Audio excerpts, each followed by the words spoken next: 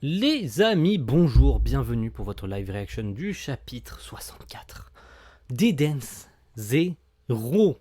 Ouais, j'espère que vous allez bien. Moi, ça va plutôt super. Voilà. La semaine dernière, un chapitre assez, même j'ai envie de dire, très intéressant, parce que bon, notre pauvre Rebecca et Weiss qui entrent enfin dans la bataille avec Arsenal, etc. Voilà, on va éviter de reparler d'Arsenal. Je pense que j'ai déjà fait le tour avec Arsenal la semaine dernière, notamment avec la belle Armite que nous avons en page cover aujourd'hui pour ce chapitre 64 qui s'appelle Leaper. Leaper, je sais pas ce que ça veut dire en anglais, donc voilà, vu que je suis nul en anglais, une magnifique Armite dans une espèce de chambre d'adolescent avec des peluches de Pinot, hein, c'est la représentation de Pinot et de Happy, hein, c'est très mignon, donc une espèce de chambre d'adolescente avec une télévision, etc. On voit qu'elle écoute de la musique dans une tenue d'écolière. Voilà, c'est très mignon. Donc la semaine dernière, on avait eu l'apparition de Nino, voilà, qui avait tout simplement enfermé Rebecca et Weiss dans le stockage d'armes, enfin dans le bâtiment de stockage, voilà, parce que les résistants avaient demandé à Rebecca d'aller chercher des munitions, etc. Voilà, au passage, elle avait récupéré de nouveaux vêtements, voilà, donc elle se préparait. Et puis Nino les a bloqués tout simplement en mode bah non, vous irez pas là-bas. Et donc il s'apprêtait à se battre. Voilà. Voilà. Voyons voir ce que ce chapitre a à nous proposer. Tout simplement. Let's do it. Je sais que tu as un bon fond. On est tous deux bécubeurs et j'adore ce que tu fais. Alors je n'ai pas envie qu'on se batte. Il faut pourtant qu'on se batte pour sauver le cosmos. Ah ouais, c'est vrai qu'il est assez... Voilà. Donc il avait fait apparaître 4 bras assez stylés, d'ailleurs. Zut, je n'ai plus de force, plutôt. Même pas un brin pour débloquer une serrure électronique. Oh là là. Il dispose de bras matérialisés en éther. C'est stylé. C'est très stylé. Bah oui. Weiss, même Happy, le pauvre, ils ont plus d'éther gear parce que bon, Arsenal a absorbé en fait l'éther autour d'eux. Donc ça a aspiré l'éther d'Happy et des machines, etc. Bon, me demandez pas pourquoi Pinot n'est pas touché, mais rassure-toi, je ne te frapperai qu'une fois. Avec Soul Arm, mon poing d'Ethergear. Un seul de ces coups et je suis morte. Ah ouais, d'accord. Je ne te frapperai qu'une seule fois, mais ça sera la seule et unique fois parce que sinon t'es morte. Waouh. Il y va pas de main morte. Mais je sais pas, j'ai pas eu l'impression qu'il ait cherché à la toucher. Ok. Mais encore. Et encore, j'y vais mollo. Ouais, ça se voit. Hein. Nino, je vais te tuer. Ouais. D'accord, ok, on a compris. Les armes à feu sont inoffensives sur moi. Mais qu'est-ce qui se passe? Que se passe-t-il donc? Tiens, cette sensation, je la connais. Attention, Rebecca, tu rêves ou quoi? Un adversaire bécubeur qui se sert de ses poings. Des armes à feu inefficaces. Oula, ça me dit quelque chose. Est-ce que je me trompe ou pas? Est-ce que je me trompe ou pas? Ouais, je me trompe peut-être. Est-ce que c'est un rapport avec ce qu'a éventuellement dit Chao Mei à Rebecca par rapport à l'éveil de son Ethergear, parce qu'elle avait dit que Rebecca éveillerait son Ethergear. C'est ça, l'arène de Mildian. Yoshi. D'ailleurs, Yoshi, voilà, qui est, je pense, une référence à Yoshi. Donc, elle s'est mangé un coup de poing. Hein. Elle s'est mangé un coup de poing, la pauvre. Mais est-ce que c'est à ce moment-là qu'elle va... Ouais, c'est sûr. C'est sûr que c'est à ce moment-là qu'elle va activer son Ethergear. Bon, ces deux combats se ressemblent énormément, mais en fait, pas de divine. Normal, mon point fort, c'est la vitesse. Elle les a préparés. Oh, c'est trop bien. Je viens de comprendre. Elle les a préparés à ce qu'il allait les arriver, à ce qu'il allait leur... À ce qu'il allait leur arriver sur Sun Jewel. Tout simplement. Elle les a préparés pendant leur combat sur Mildian. Durant je ne sais même plus le nom du truc, et pourtant c'était stylé. Bref, elle les a préparés en les faisant affronter des ennemis exactement pareils. Elle les a préparés à ce qu'il allait leur arriver sur Sun Jewel. C'est beaucoup trop bien. L'adversaire de Weiss aussi, il misait sur la vitesse comme le Baron Lion. Shiki, lui, avait affronté un homme d'acier, alors peut-être qu'en ce moment... Oh, Je vais t'extriper de ce machin et te traîner jusqu'à Omura. Oh là là là là, il vient d'arracher la veste. Il vient d'arracher la veste.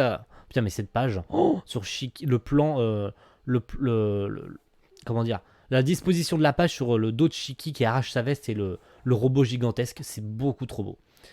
Sale morveux, il espère vraiment détruire mon chevalier d'acier avec ses poings. Je n'ai jamais rien entendu d'aussi stupide, d'aussi absurde, c'est pareil.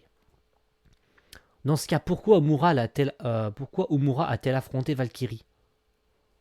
C'est vrai ça. Mais c'est vrai. Et elle lui a offert une dernière rencontre. Waouh, d'accord. Chao Mei savait qu'Omura ne reverrait plus jamais vivante. Oh là là, d'accord. Waouh. Au lieu de lui dire directement que Valkyrie était morte, elle lui a offert un dernier combat contre la copie de son maître. Oh, oh mon Dieu, mais cette femme. Chao Mei savait qu'Omura ne la reverrait plus jamais vivante. Elle connaissait l'avenir et elle lui a offert une dernière rencontre. Oh, oh mon Dieu, mon Dieu, mon Dieu, mon Dieu, mon Dieu. Et c'est moi où le site vient de crash.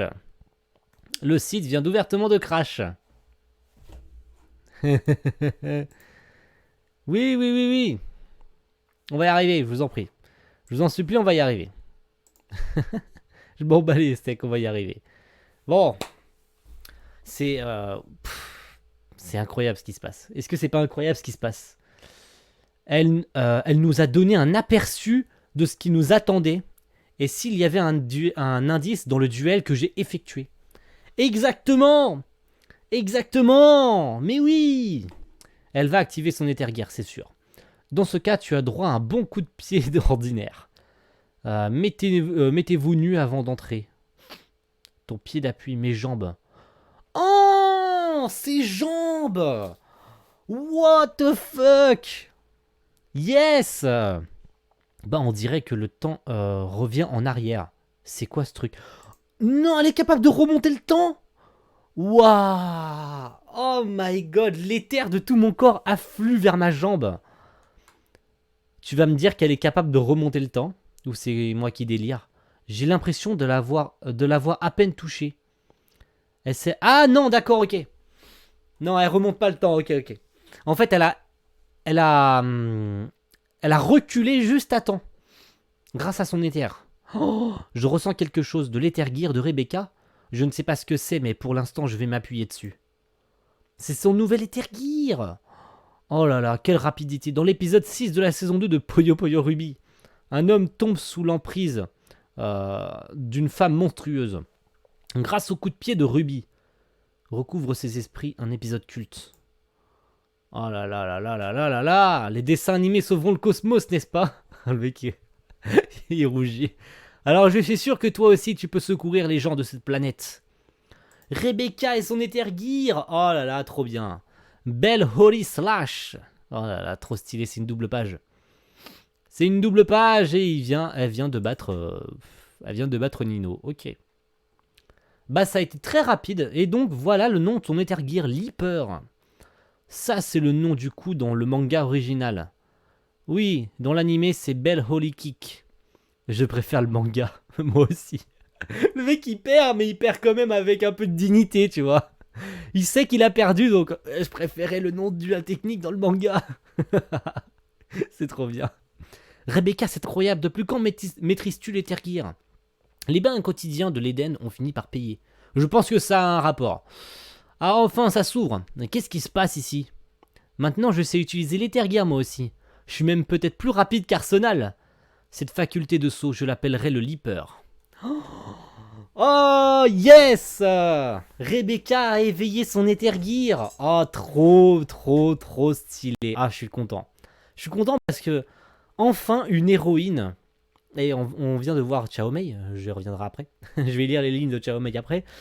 Enfin, une héroïne, sans compter Lucie. J'ai pas l'intention de la comparer à Lucie ou aux œuvres de Mashima. Hein. Je prends en général, tout du moins, dans beaucoup d'œuvres, où certaines d'entre elles se font protéger par le héros, sont beaucoup moins puissantes que le héros. Alors attention, elle restera beaucoup moins puissante que Shiki. Mais ce que je veux dire, c'est que elle a enfin un power-up, ou tout du moins ce genre de personnage a enfin un power-up euh, qui lui sert, voilà, qui lui permet de devenir utile. Du moins qui la met en valeur, voilà, qui la met en valeur. C'est plutôt ça que je voulais dire. Et c'est vraiment très stylé. Donc notre chère Chao Mei avait tout prévu. Elle les a préparés à ce qui les attendrait sur Sun Jewel en les ayant affronté des ennemis qui pourraient potentiellement, ce qui allait arriver, voilà, parce qu'elle savait qui Shiki allait affronter, qui Rebecca allait affronter, etc., etc. C'est beaucoup trop stylé. Rebecca a fini par s'éveiller au Leaper, mais elle est loin d'avoir découvert toute l'étendue de ce pouvoir. Un jour peut-être, il lui permettra de sauver le cosmos. Oui, c'est dire s'il est puissant. Waouh. Waouh, on nous tease des trucs de bâtard. Tu vas vraiment me dire que Rebecca est devenue un personnage tellement important de l'histoire? Ouais, là, je vais devoir me permettre de dire que Lucy est inutile. Non, je rigole, bien sûr. Je suis pas là pour ça. Lucy est très utile à la fin du manga. Voilà. Non, je rigolais. Voilà, je rigolais, bien sûr. Waouh. Waouh, ce qu'on nous tease. Oh mon dieu. Mais le coup de Valkyrie, pour le coup, c'est tellement cherché. Mais ça aurait dû être tellement logique. Oh là là, je m'y attendais direct. Quand elle a dit, oh, ça me rappelle quelque chose. Et là, bim, j'ai capté. Vous avez vu, j'ai capté. J'ai capté dès le début. J'ai fait, ah, c'est un rapport avec Chao Mei. Quand elle a dit, ah, elle ne s'est pas encore réveillée à l'Ether En fait, elle espérait pendant son entraînement qu'elle s'éveillerait à l'Ether. Et ça a fini par arriver au moment où elle savait que ça arriverait. Elle pensait qu'elle s'éveillerait plus tôt à l'Ether. Et au final, elle s'est éveillée au moment au moment où elle s'y attendait, au final, au moment où ça aurait dû arriver. Et ça a fini par arriver. Et elle nous tease un truc. Un jour peut-être, il lui permettra de sauver le cosmos.